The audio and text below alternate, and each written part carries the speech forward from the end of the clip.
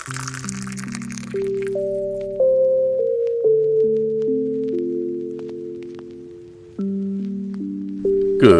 morning, everybody. Thank you for listening to this episode of In and Out of Character, a Roleplayers podcast. So today I'm talking with Nate from Nameless Monsters. Really cool actual play podcast for Monster of the Week, and I think you should give it a listen. I'm going to have him on here in just a moment, but before I do, if you don't mind, I have a link tree now in the description, and I will be happy and thrilled to have you guys on my social medias. Those are a good way to reach out, along with the Discord. Again, please reach out. I love having you there. I think you are fantastic because I love role players and I love role playing, and I want to talk more about role playing. With that said, I really don't have much else to talk about right now, so let's go ahead and get into it.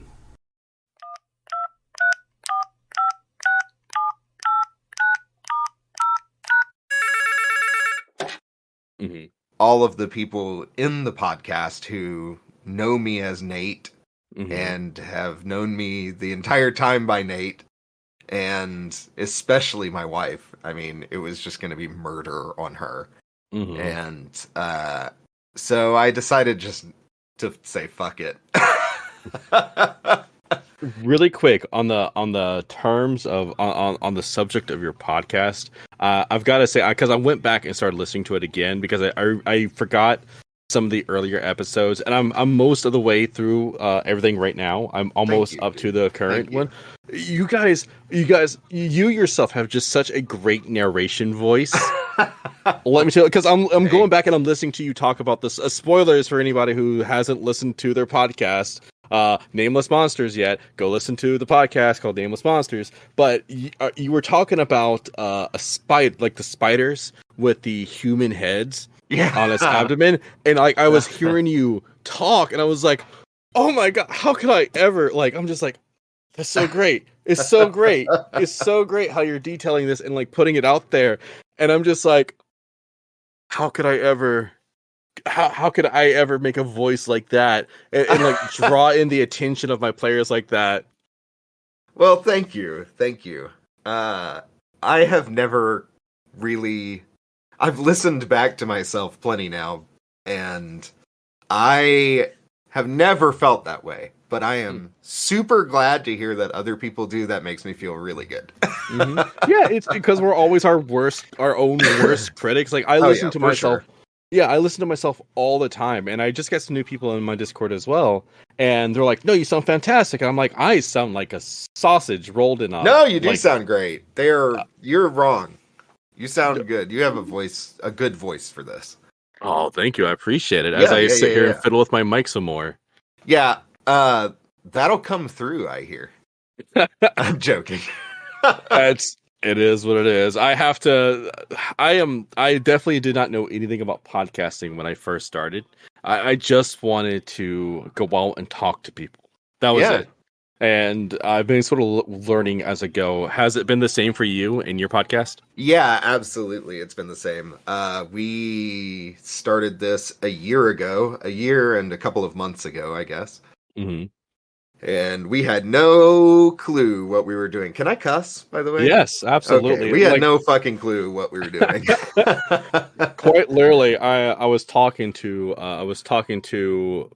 someone I refer to as my husband, and he was on the podcast with me, and he said we were talking about games, and I said something along the lines of, I want the shove it up my ass edition. So yes, you can curse.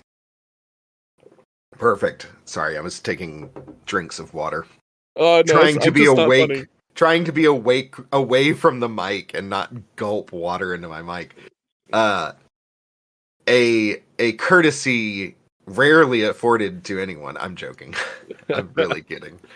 How did you? So, what made you want to do a podcast in the first place? And what, yeah. What made you want to do a podcast in the first place for this? So, my wife and I met doing theater. We were in a couple of shows together, and then we did... She's gonna hate me telling this story to the world. But that's okay. I love it. It's wonderful. She's not really gonna hate it. We've already told it to a newspaper, for God's sake. So we did Shrek the musical. Hell And, yeah! I played Shrek, and Hell yeah! she was Fiona. And Yeah! after the show, we started dating, and then a year later we got married. That is amazing. I fucking love that so much. Thank you. I can understand why the newspapers ate that shit up. Yeah, it's a Valentine's Day article. So I tell you that story to tell you that theater has been a big part of our lives, not just our adult lives, but also in our childhood. I did theater growing up. Heather has a degree in theater. Wow. And I've always loved it. And so we had, thankfully, a pretty good little community theater scene where we were living at the time. And then we got married and lived there for several years. And finally, work kind of took me away from there. I had to escape kind of a not great job. And the best opportunity to do that was to move elsewhere and get a job there. So, or rather, that's where the first opportunity came, was I could move elsewhere and get a job there. So we moved. We sold our house. We completely uprooted ourselves. Like, most of our family was in this other town where we used to live, and we moved down to another city about 3 hours away. And we have one family member here, but we also we don't have a community theater group down here. We lost that as well. Like, all of our friends, everything we did was kind of centered around where we used to live, and we lost that when we got here. And that was kind of weighing on us heavily. We didn't have a creative outlet, and that was bothering us a lot. So that's what we did to fill the void. Was the podcast? Yeah, we got a community together. We got our friends together. We, know a lot of folks from all over, Heather's friends and my friends that we both still keep up with, mainly through Discord. And we held auditions. Oh, did you really, for the podcast? Yeah. We had a ton of people interested in playing with us. Wow, that's awesome. So we ran several games, and we had different players. I ran the same... actually, I did not run the same adventure. Never mind. Scratch that. Cut it. Get it out of here. No, I ran 2 different adventures, and we had 2 different groups of 4, I think it was, or 3, and Heather and I talked about it at length. We had very differing opinions, and we came to an agreement and went with it. And I think we got the right folks. Oh no, y'all sound fantastic. Y'all all work together great. Like, I was again listening to the first episode, and you're gonna have to forgive me because I can't. Everyone's names evading me. There's Lester. There's Dennis. Lester. And there is Heather, of course.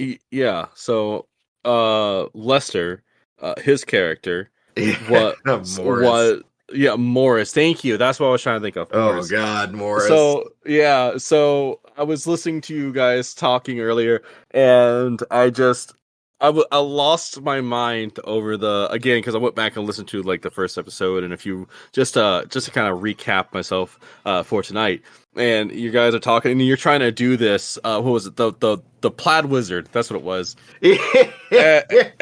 And he's like, I have an important prophecy, and you're like, hold on, let me get a pen. And you're like, all right, go on. And you start going. He goes, wait, pen, need paper. And then he goes off and comes back. Oh, that was Dennis. That was Dennis. I'm sorry. That was Dennis and Brad.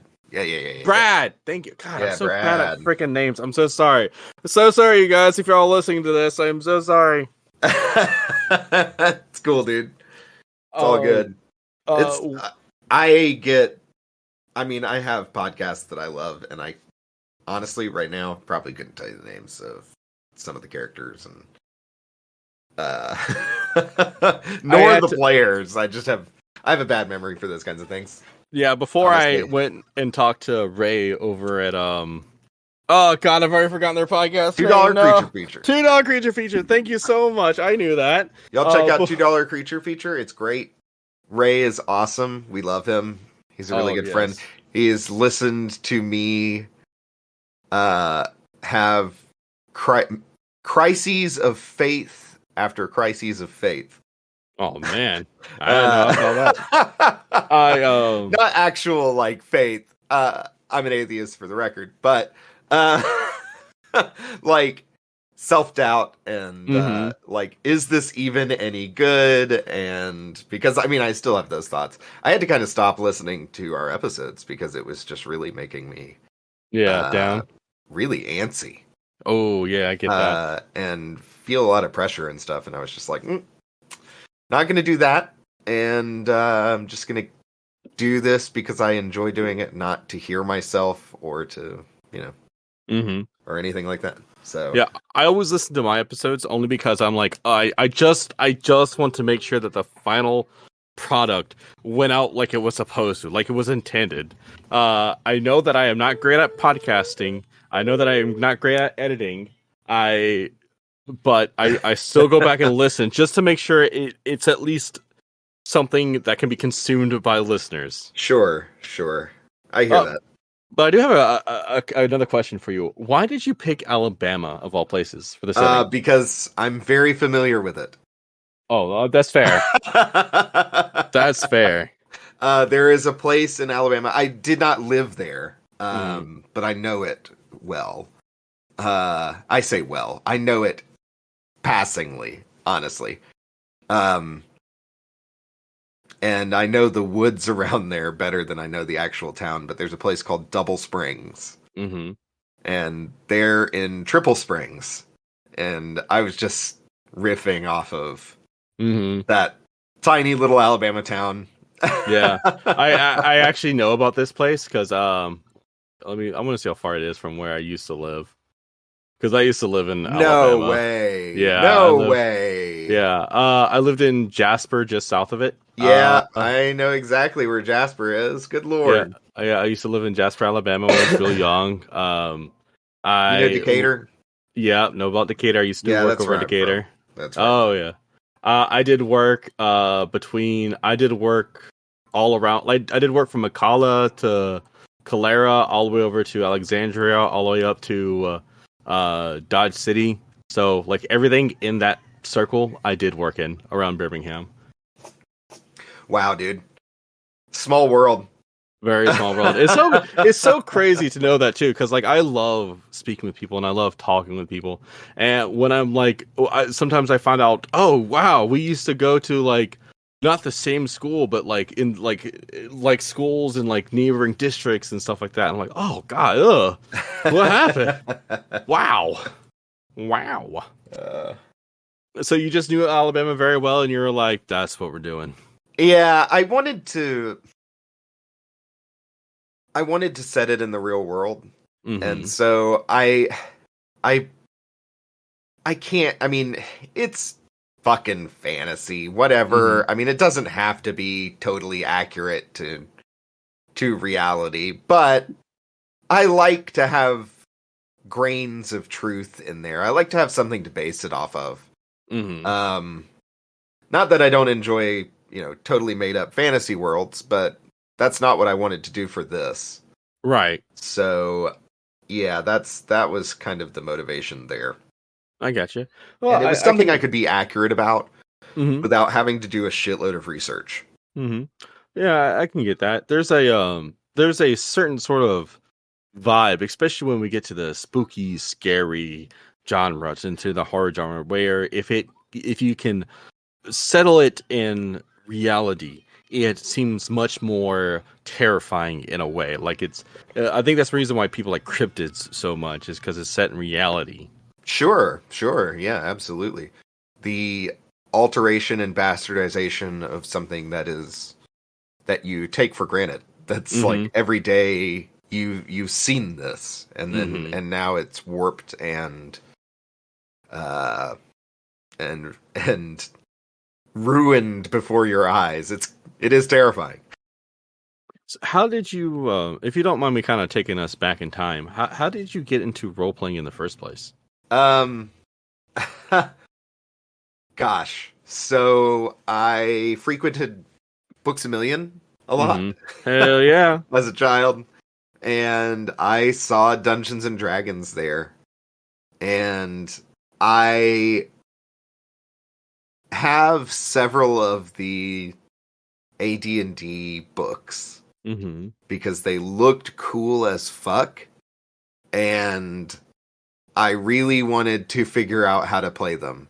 But I was very, very young, and nobody would play with me, and AD&D rules are confusing and strange as fuck, so I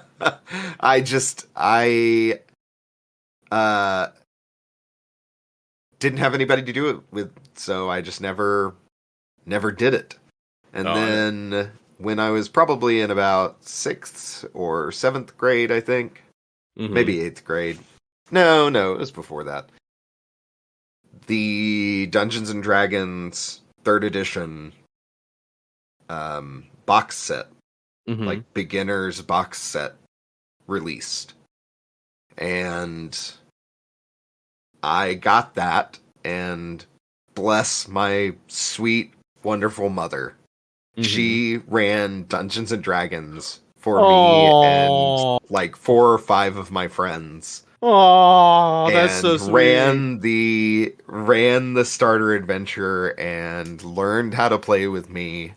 And that's so sweet. It was my mom is a fucking champion. I want to high five your mom. I love my mom. Yeah, she is super great. Wow, your mom has gone above and beyond just with that. My right mom there. was so great. I was constantly made fun of as a child because, children are mean and hate that kind of shit. Yeah. I don't know why, but, they just are. So. And how dare they, if they're listening to this today, you guys know, y'all made fun of Nate. Say sorry now. All right? Yeah. Nate's mom is cool as hell. Nate's mom is cool as fuck. Yep. Oh, but man. Anyway. That's so cool. And this was back when D&D was...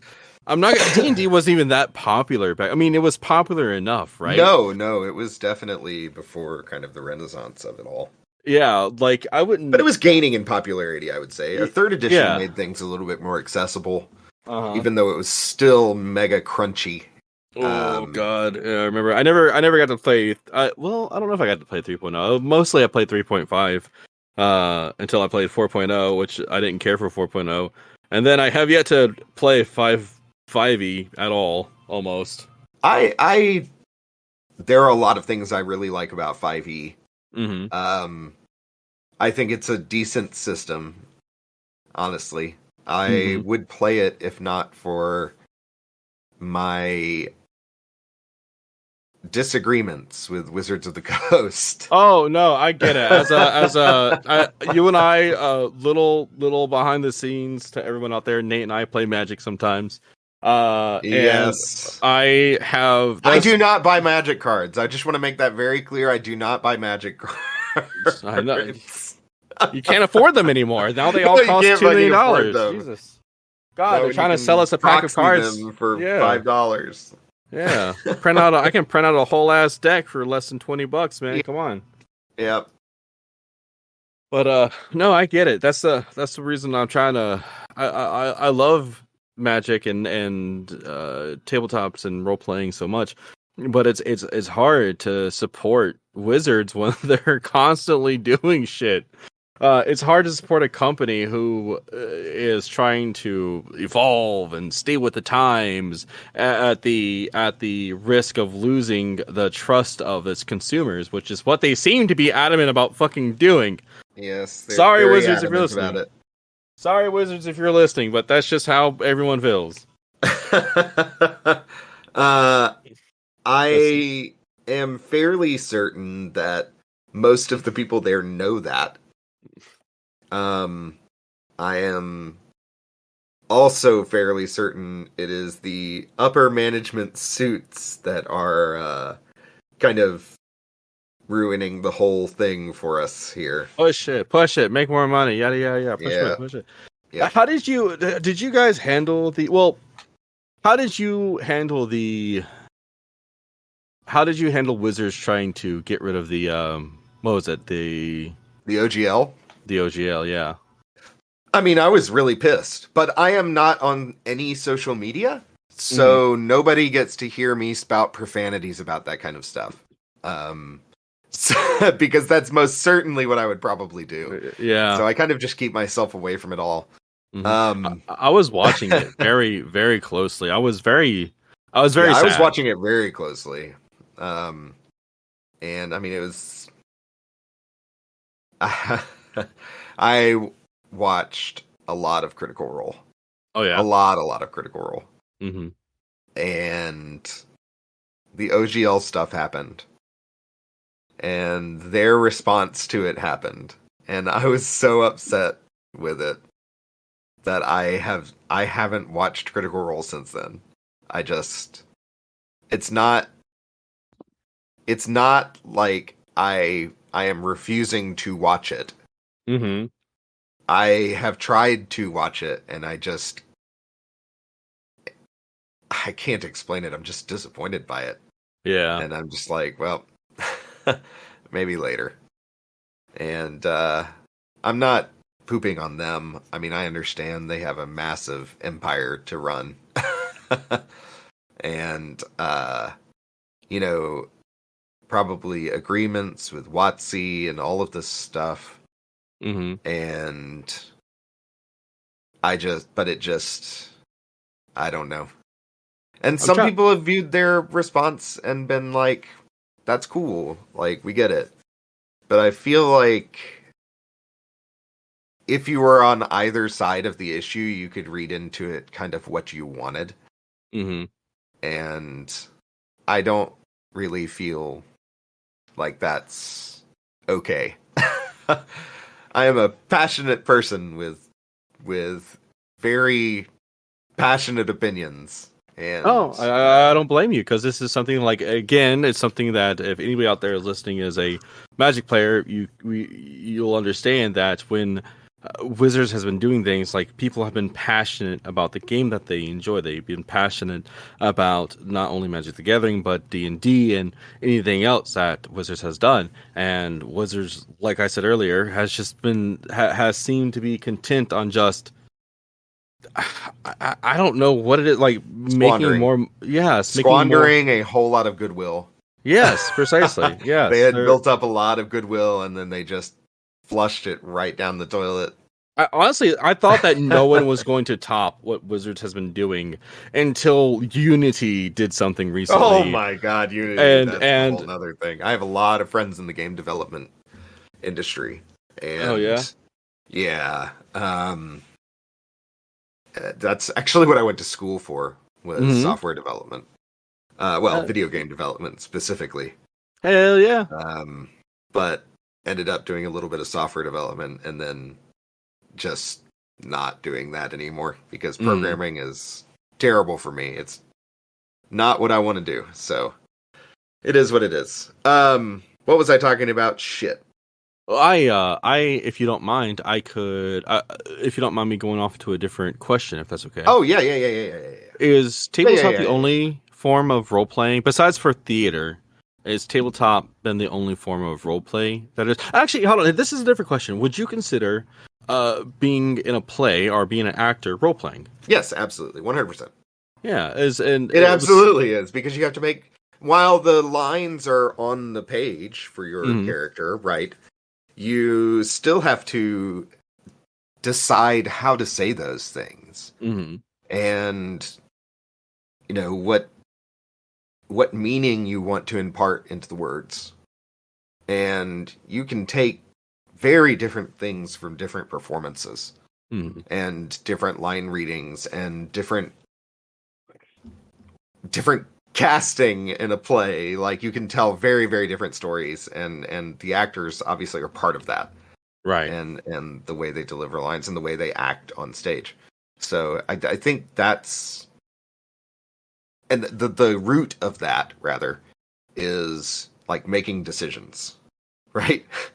Just making decisions for a character and then sticking with those decisions, and like making, and specifically with acting, making big decisions, which I think also it's the same for role playing. You're just making big decisions. And sorry. No, you go ahead.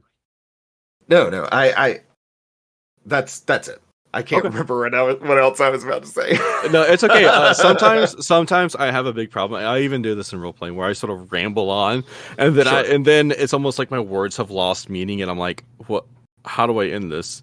But how I've always been very fascinated about theater because it was something I wanted to do as a kid, but I had very conservative. I was a part of a very conservative family, and therefore boys have to go play football and baseball and that. So yeah, thanks. I'm glad someone understands. No, I get it. I mean, I didn't have that experience growing up, but I mean, I know plenty of people like that, and I know plenty of parents. I still know plenty of parents like that.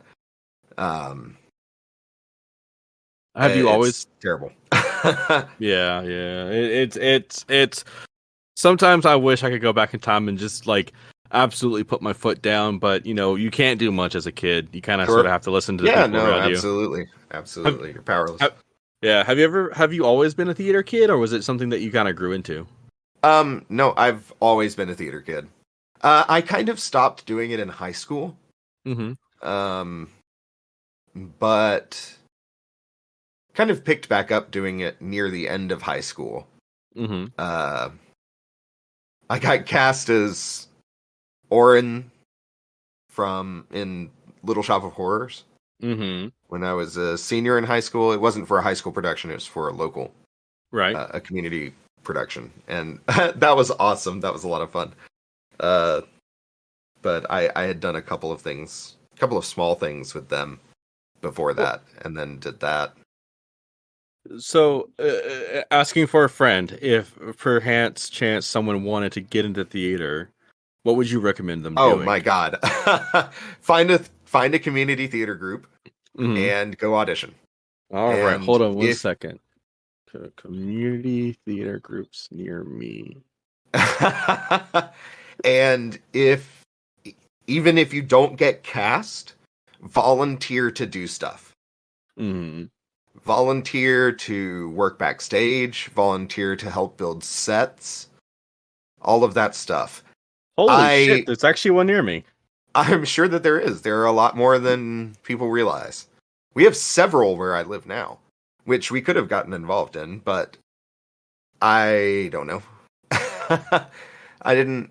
We didn't want to replace our friends. I mean, that was our big family up there. Like, all the theater people, we were very, very close to everybody up there. No, I get it. I don't know. It just didn't feel right or the same. Yeah. But sorry, I should talk to my therapist about this stuff, not you. No, it's okay. It's the whole process. I'm more than happy to talk about these sort of things.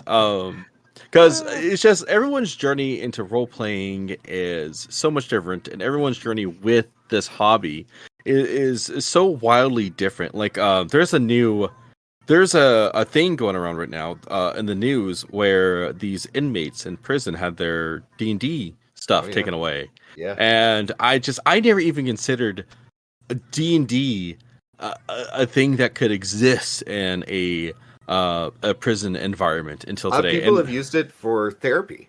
Yeah, basically. I know about that. That's I know probably what they were using it. That's possibly what they were using it for there, or they were just fucking playing whatever. Yeah, they were just playing like this. This one guy, the dungeon master, had his whole book taken away, and it's not like a core rule book. He had a 93-page journal that was completely filled. Yeah, 93 fucking. Why did pages. they take it? Because I don't know. Because I have to look into this more. Because I feel really bad that these inmates had their at least D&D taken away from them. But from what I understand, like guards don't. Not every guard plays D&D, so they might look at like maps or something like that and be like, "Oh, these look like escape plans," and just take your book without listening to you. And it's not like people don't know what the fuck D&D is, so it's like, yeah, that's weird. I mean, some people don't.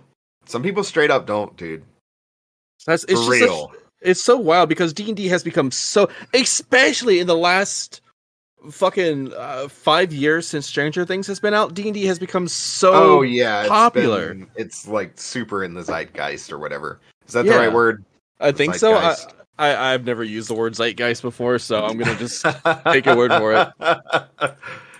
I have to look that up now, but I think it's zeitgeist. Well, and it's so wild that people just can't look at this thing, and it's all it is playing pretend, homie. That is the zeitgeist. Yeah, is it a zeitgeist? The spirit of the age, the taste, the outlook, and the spirit characteristic of a period. I'm gonna try to use zeitgeist more often. Yeah, just like those people who get a word on a calendar, like the word of the day, and then they try to use that word much more often. I'm gonna be that person, but with zeitgeisting for several years. It's actually kind of like absurd to say that Dungeons and Dragons is the zeitgeist, but I mean it's because zeitgeist is something like very broad, it seems. Right. The general intellectual, moral, and cultural climate of an era. Sorry, I look things up in the dictionary all the time. Yeah. I apologize. That is not good content for podcasting. No, this is perfect content. Because again, this is all about just having a conversation with somebody. It's not about one way or another. Listen, I remember talking to someone and every other answer that they gave me was, I don't know. And I'm like, okay. All right, well, moving on. Yeah, that was another big reason why I stopped trying to make this like a reason why I went from an interview-esque type thing to more of like a conversation. It's been a while. Fine. You don't have to tell me. It's been a while. I couldn't tell you off the top of my head. All good. I had to and this is actually something I'm curious to know about from you as well. I had to stop doing the podcast for a little while because I had to go to therapy and I had to sort of fix my life again. And you guys have been away for quite a while. Could you tell me why? Is that something? Yeah, absolutely. No, we were super open with like everybody and the community about it and everything. I say the community, the like 5 fans we have. They're all awesome. Shout out to you guys. I'm a fan. Well, I counted you among them. Yeah, yay! No, actually, we're at about 6,000 downloads now total, which Hell is not bad. We've got like I can't remember how many episodes out now. Of the actual show, it's 19, and then we have some extras, some stuff that our friends ran. So, anyway, what was the question? Why did you guys have to take a break? Oh yeah, sorry. So we moved recently. I'm not the large move that I was talking about previously. We moved from one area of town to another, and it was a lot going on. And we both work full time, and we had a huge house to unpack, and we had, lots and lots of stuff to do. So, Right. and also Baldur's Gate 3 came out. So, hold on, Baldur's Gate 3 is great. Let me tell you what. it is my favorite RPG of all time at this point. On October the 11th, 2023, Nate says that Baldur's Gate 3 is his favorite RPG of all time. That is replacing Baldur's Gate 2. Oh man, I actually really like Baldur's Gate 2. I love Baldur's Gate 2.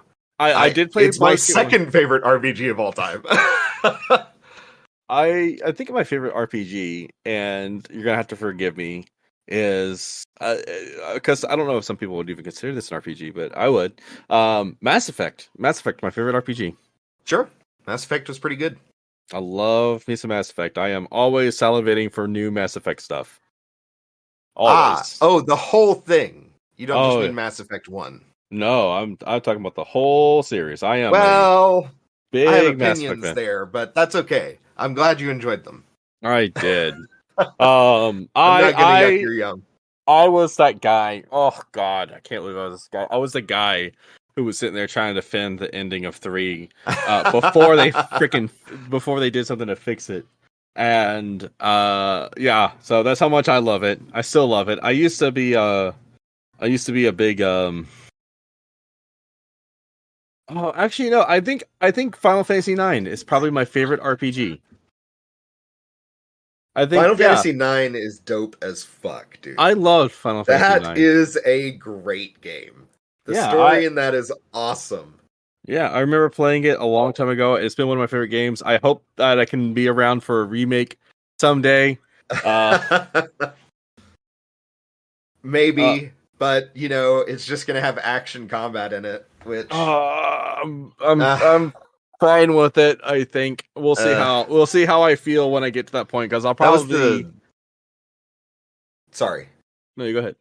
No. You go ahead. Oh, all right then.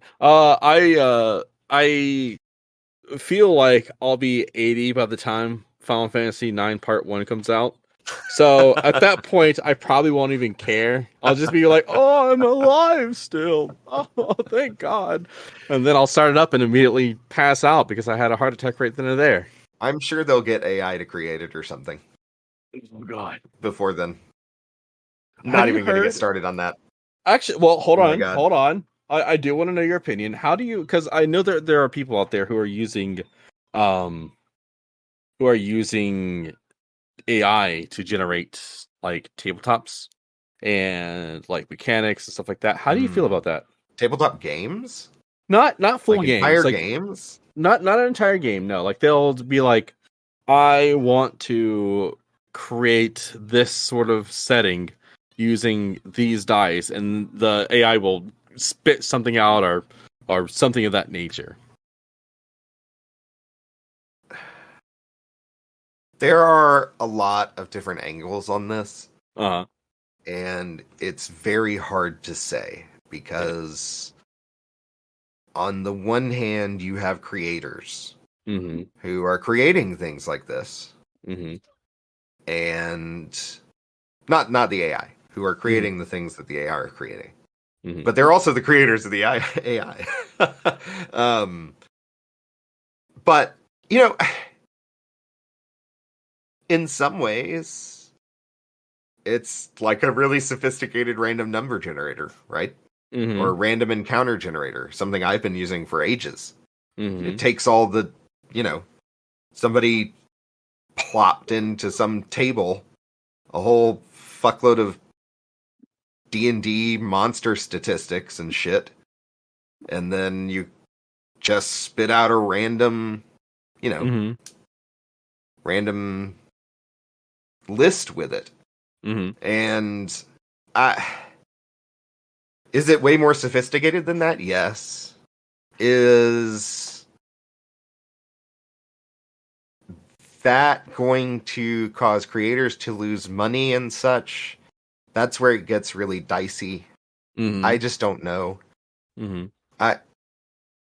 Money seems to be a large driving factor of some of this, right? Right. And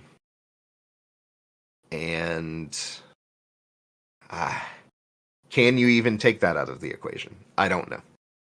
Yeah. You can't, because we live in a capitalist society. So you Right. can't really take it out of the equation, right? It's got to be part of it somehow if it's Right. involved. Well, So I've been the way I've been looking at it is like I've been okay with people using AI as like a tools for the setting itself. Like yeah, sure. like hey, give me a setting using give me a horror setting using spiders. Going off of your session 1 today. Sure. And and it shits out a scene, and the DM can look over it and say, okay, but I want to change this, that, and this. I'm perfectly happy with people using it as like a narrative tool, to help the players and such. But I don't think I would actually because tabletops have been just, I guess this is everything that has to do with AI, but tabletops have been just such a human experience so far that using a tabletop to actually write out an entire tabletop. Sure. But then again, you can't. But also, it's just the inevitable evolution of technology. That's true. Yeah. That's true.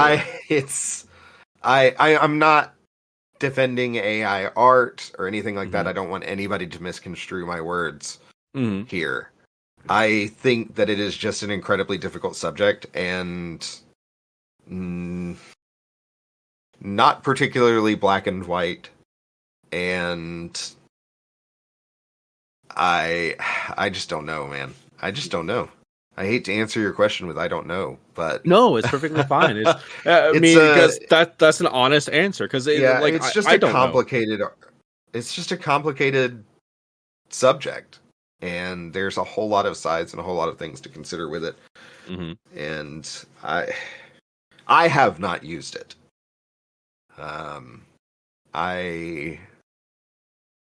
I play around with Chat GPT and stuff sometimes. It's really helpful for writing PowerShell scripts. I don't know if you know this or not.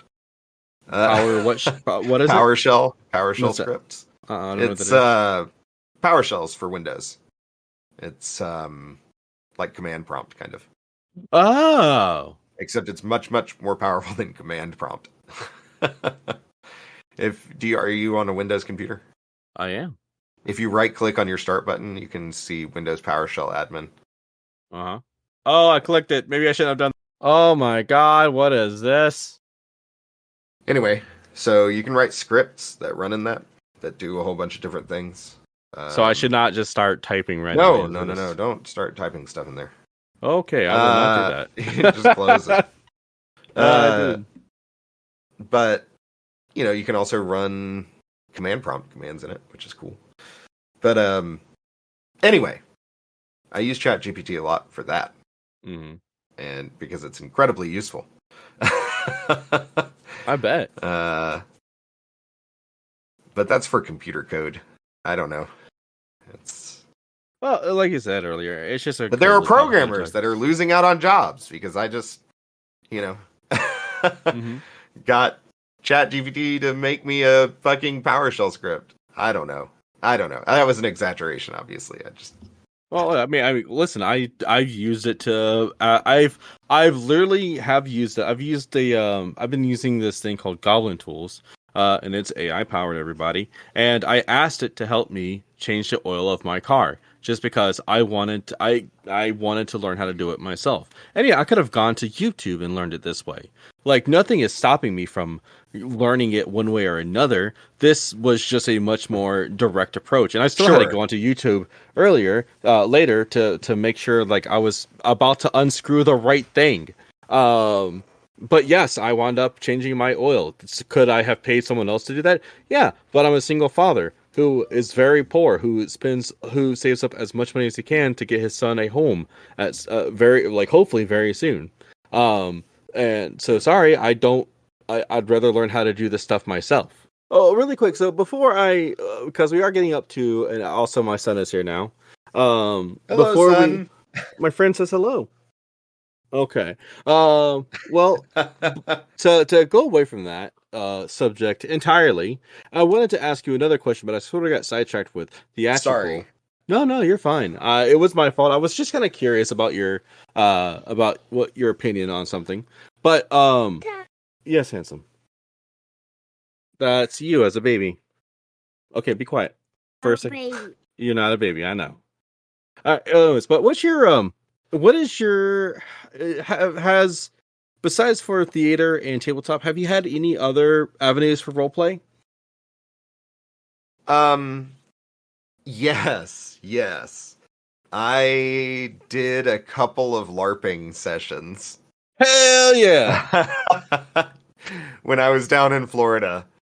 That's where I met a person who, yeah, I was going to mention this earlier, funny enough, because we were talking about how cool your name is. Mm-hmm. I met a guy named Blaze DeLeo. Blaze DeLeo? What a name! What a fucking name, dude. He sounds like a goddamn pirate. Like, that is so cool. How could anybody ever top that for cool names? JJ, I'm changing your name to Blaze. No? Oh, he said no. So shame. Real shame. You could have been the coolest kid in the world. He is the coolest kid in the I'm world. sure he is.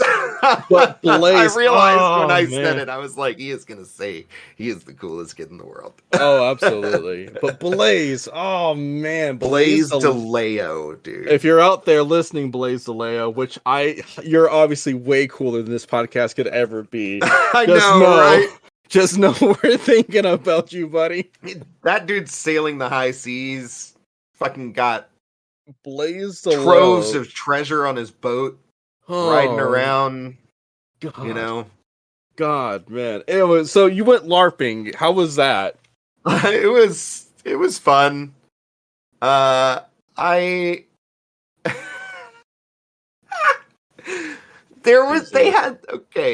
is the most LARP story ever. It's so ludicrous. There was a invasion of the town, right? By this necromancer dude. And I didn't know what the fuck was happening. I really had no idea what was going on. And there was a fight outside, so I went out and started fighting too. Yeah. And fighting the bad guys. And I fought what turned out to be, I did not know, the, leader necromancer.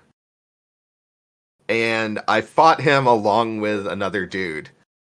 And when we killed him, I ran up and did the loot rules and took his loot. You have to put your hand on their shoulder and say, "I loot you," 3 times. Or it's something like that. I can't remember exactly what it is.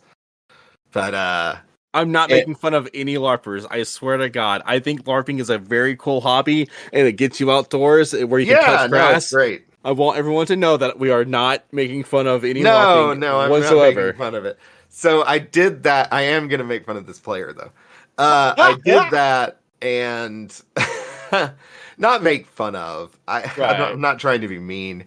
It was just a very awkward experience and kind of turned me off from the whole thing. But I got the dude's loot and went on to keep fighting. And I looked in the bag and there was so much money. Not real life money, but the in-game money. It was an obscene amount of money. And there were potions and fucking magic items and stuff in there. And I pocketed that shit. And the other dude that had been fighting him was understandably irritated. That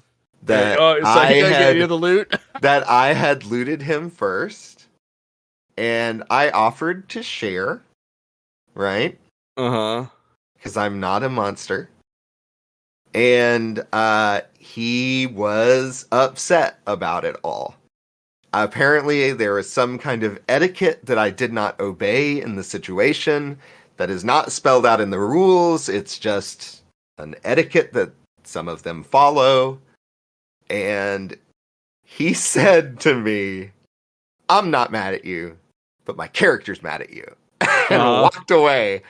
And it was... I felt bad about it. He didn't let me share the loot with him or anything like that. Mm-hmm. And I don't know. I wish I knew. I wish I knew more about the LARPing community, because I know a lot about like role playing MMOs and role playing at tabletops. I know a lot about that etiquette, Sure. But I haven't really done LARPing etiquette, so I couldn't exactly tell you what went down. I just assumed you don't want to pop anybody in the face by accident. Like, would be like number one etiquette. Yeah, I mean, definitely that's part of... I think that's part of the rules as well. I was getting something gross out at the bottom of my glass. That was really disgusting. Yeah. I've been drinking out of that all night. Are you gonna eat that? Ugh, no. It looked like a booger, but Ugh. it was like really big. Ugh. It wasn't But for I don't me. think it was. No, it wasn't. It was just... Ugh. The new house came with a dishwasher that I already need to get rid of. It's just, it doesn't do a very good job, unfortunately. Mm-hmm. Have you checked the drain catcher yet? No, I have not. That's a good idea. If you look up underneath the, unfortunately, I can't tell you because I can't look at it. But if you look up, You're probably very handy, aren't you? I am. I used to fix appliances for a living. Fuck! I'm gonna message you every time I have a problem. Yeah, I Could never have in told washers. me that, Island. Well, I specialize in washers, dryers, and fridges more than I do dishwashers. But yeah, if you have any questions, send it to me, and I'll be happy to help you through it. Fuck yes, thank you, my dude. Sorry, now I've gotten us off track again. No, it's okay. Well, actually, so we're coming up to the hour. We have chatted this whole time, and I really appreciate you coming on. But I do have to go ahead and call it. Oh yeah, of course, dude. Of course. Thank you for having me and talking to me and letting me talk your ear off about dumb shit. Oh man, I love. But also about asking really interesting questions. I enjoyed that quite a lot, actually. I am so happy. It felt so good to answer questions like that. I know, it's so awesome to talk about this, right? Why just don't want to talk about this more often? Anyways, so where can everybody find you? You can find me and all of my friends at namelessmonsters.com. We just have a full domain name now. Mm-hmm. It redirects to our Podbean, but we will have a website up eventually. Hell yes. And I cannot wait to hear more of you guys. And on Twitter at namelessmon_pod. It's a little wonky, but you'll get there. And I think that's all our socials. But check us out. We have new episodes out mostly every other Wednesday, unless something strange happens or shit goes down in our lives, which is all, it happens. I think other than the hiatus we took, we've only missed one Wednesday, though. Right, yeah. Which is pretty good for a year, I think. Oh, God, yeah. So you're doing a lot. Listen, I've been at this for over a year and a half, and I only have 20 episodes out as of recording this. So, no, you're fine. Thanks. I'm trying to think about what else to shout out. Shout out to $2 Creature Feature, who we both love. Shout out to Ray and $2 Creature Feature. Hell yeah. Oh yeah, the podcast is an actual play podcast. We play Monster of the Week right now. We may play other games in the future. We just are really enjoying Monster of the Week at the moment. I love Powered by the Apocalypse. I play with Heather and Dennis and Lester. We are, in our opinions, pretty funny, and we just kind of have a good time. So, hell yeah. Go check them out, everybody. Come hang out with us. Absolutely. All right, man. Thank you so much for coming on. Yeah, dude. My pleasure. I appreciate you listening to this episode. I really, truly do. Again, if you would like to follow me on the social medias, you can. Link tree is down below. I would highly encourage you to go listen to the Nameless Monster podcast. It has been a thrill to listen to. I enjoy knowing Nate, listening to Nate, being able to communicate with Nate. Yeah. Anyways, see you next Thursday.